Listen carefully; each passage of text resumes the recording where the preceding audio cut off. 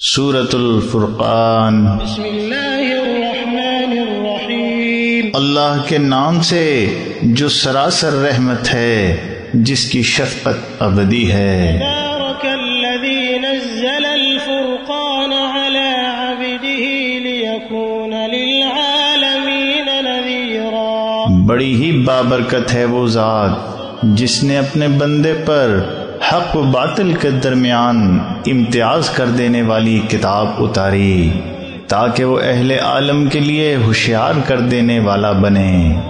وہ ذات جس کے قبضہ قدرت میں آسمانوں اور زمین کی بادشاہی ہے، اور جس نے اپنے لیے کوئی اولاد نہیں بنائی، اور اس کی بادشاہی میں کوئی اس کا ساجی نہیں، اور اس نے ہر چیز کو پیدا کیا اور اس کا ایک خاص اندازہ ٹھہرایا، اور لوگوں نے اس کے سوا دوسرے معبود بنائے ہیں جو کچھ بھی پیدا نہیں کرتے، وہ خود مخلوق ہیں، اور جو خود اپنے لیے بھی نہ کسی ضرر پر اختیار رکھتے ہیں نہ کسی نفع پر، اور نہ ان کو موت پر کوئی اختیار ہے نہ زندگی پر، اور نہ مرنے کے بعد زندہ کرنے پر۔ وقال الذین کفروا ان هذا الا افک افتراہ واعانہ علیہ قوم آخرون۔ اور کافر کہتے ہیں کہ یہ محض جھوٹ ہے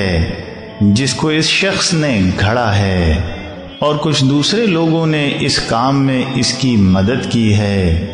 یہ کہہ کر انہوں نے ظلم اور جھوٹ دونوں باتوں کا ارتکاب کیا، اور کہتے ہیں کہ یہ اگلوں کے فسانے ہیں جو اس نے لکھوائے ہیں، تو وہ اس کو صبح اور شام لکھ کر تعلیم کیے جاتے ہیں۔ ان سے کہہ دو کہ اس کو اس نے اتارا ہے جو آسمانوں اور زمین کے بھید کو جانتا ہے، بے شک وہ بڑا ہی مغفرت فرمانے والا اور رحم فرمانے والا ہے۔ وقالوا ما لهذا الرسول يأكل الطعام ويمشي في الأسواق لولا أنزل إليه ملك۔ اور کہتے ہیں کہ کیا بات ہے اس رسول کی کہ یہ کھانا کھاتا ہے اور بازاروں میں چلتا پھرتا ہے، اس کی طرف کوئی فرشتہ کیوں نہیں بھیجا گیا کہ وہ اس کے ساتھ لوگوں کو ڈرانے والا بنتا، یا اس کے لیے کوئی خزانہ اتارا جاتا، یا اس کے لیے کوئی باغ ہوتا جس سے وہ اپنی معاش حاصل کرتا۔ اور ان ظالموں نے کہا کہ تم لوگ تو بس ایک سحر زدہ شخص کے پیچھے لگ لیے ہو، دیکھو تمہارے اوپر کیسی کیسی پھبتیاں چست کر رہے ہیں، پس یہ بالکل کھوئے گئے ہیں اور کوئی راہ نہیں پا رہے ہیں۔ تبارک الذی ان شاء جعل لك خیرا من ذلک جنات۔ بڑی ہی بابرکت ہے وہ ذات جو چاہے تو تمہیں اس سے بھی کہیں بہتر چیزیں بخش دے، ایسے باغ جن میں نہریں جاری ہوں، اور تمہارے لیے محل بنوا دے۔ بلکہ ان لوگوں نے قیامت کو جھٹلا دیا ہے، اور ہم نے قیامت کے جھٹلانے والوں کے لیے دوزخ تیار کر رکھی ہے۔ وہ دور ہی سے جب ان کو دیکھے گی تو وہ اس کا بپھرنا اور دھاڑنا سنیں گے، اور یہ جب اس کی کسی تنگ جگہ میں باندھ کر ڈال دیے جائیں گے تو اس وقت اپنی ہلاکت کو پکاریں گے۔ آج ایک ہی ہلاکت کو نہ پکارو بلکہ بہت سی ہلاکتوں کو پکارو۔ ان سے پوچھو کیا یہ بہتر ہے یا وہ جنت ابد جس کا خدا ترسوں سے وعدہ کیا جا رہا ہے؟ وہ ان کے لیے صلہ اور ٹھکانہ ہوگی، اس میں ان کے لیے وہ سب کچھ ہوگا جو وہ چاہیں گے، وہ اس میں ہمیشہ رہیں گے۔ یہ تیرے رب کا وعدہ ہے جس کے ایفا کی اس پر حتمی ذمہ داری ہے۔ وَيَوْمَ يَحْشُرُهُمْ وَمَا يَعْبُدُونَ مِن دُونِ اللَّهِ فَيَقُولُ أَأَنْتُمْ أَضْلَلْتُمْ عِبَادِي هَؤُلَاءِ۔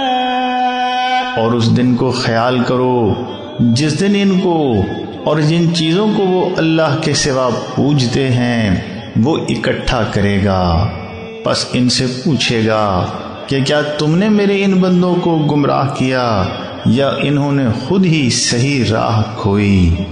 وہ جواب دیں گے کہ معاذ اللہ، ہمیں یہ حق کہاں تھا کہ ہم تیرے سوا دوسروں کو کارساز بنائیں، بلکہ تو نے ان کو اور ان کے آباء و اجداد کو دنیا سے بہرہ مند کیا، یہاں تک کہ وہ تیری یاد بھلا بیٹھے اور ہلاک ہونے والے بنے۔